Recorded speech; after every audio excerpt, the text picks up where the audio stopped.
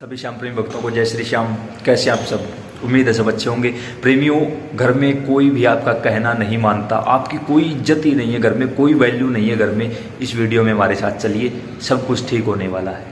साथ के साथ ऐसा लाइव एग्जाम्पल दूंगा कि कभी आप ज़िंदगी में परेशान नहीं होगे। सिर्फ एक कंडीशन है, पूरी श्रद्धा और विश्वास के साथ इस वीडियो को देख लीजिए और देखने के बाद जो बताया गया है वैसा काम कर दीजिए। बस आपको दुनिया में कोई परेशानी नहीं होगी, 100% गारंटी है।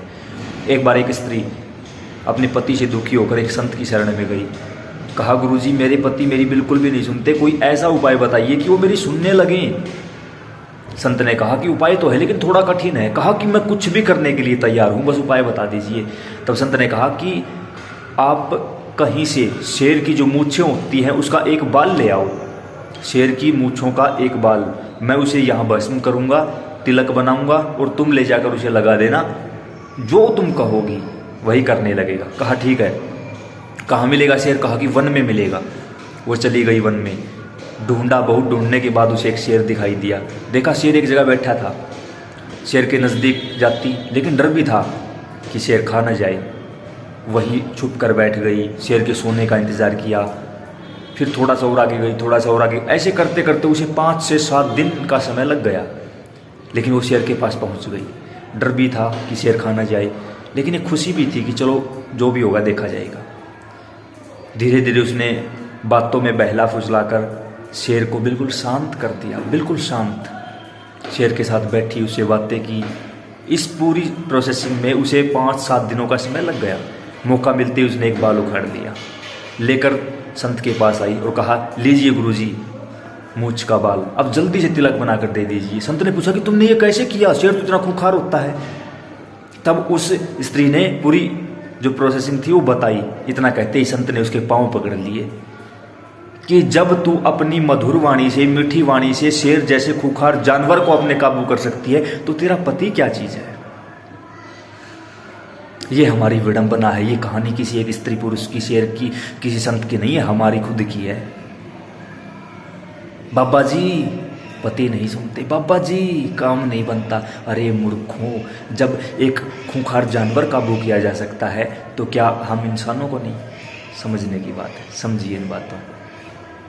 घर की माँ, बहन, बेटी, पत्नी दुखी है और हम नवरात्रों में 9 दिन भूखे रहकर माँ को चुनरी चढ़ाते हैं, क्या स्वीकार होगी? सवाल ही पैदा नहीं होता।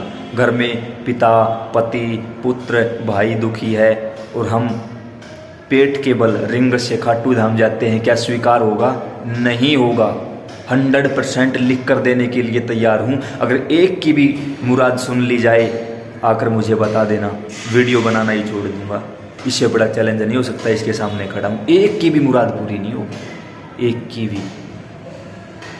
अगर चाहते हो इसी समय सब कुछ ठीक हो जाए, दोनों हाथ ऊपर उठाकर इसे माफ़ी मांग लो। जिस भी भगवान को मानते हो उससे माफ़ी मांग लो और घर आज से, अभी से, इसी समय से घर की बहन बेटियों की इज्जत करो। घर की बहन बेटियां घर के पुरुषों की इज्जत करें, क्योंकि अगर घर की बहन बेटियां लक्ष्मी हैं तो पुरुष नारायण स्वरूप हैं।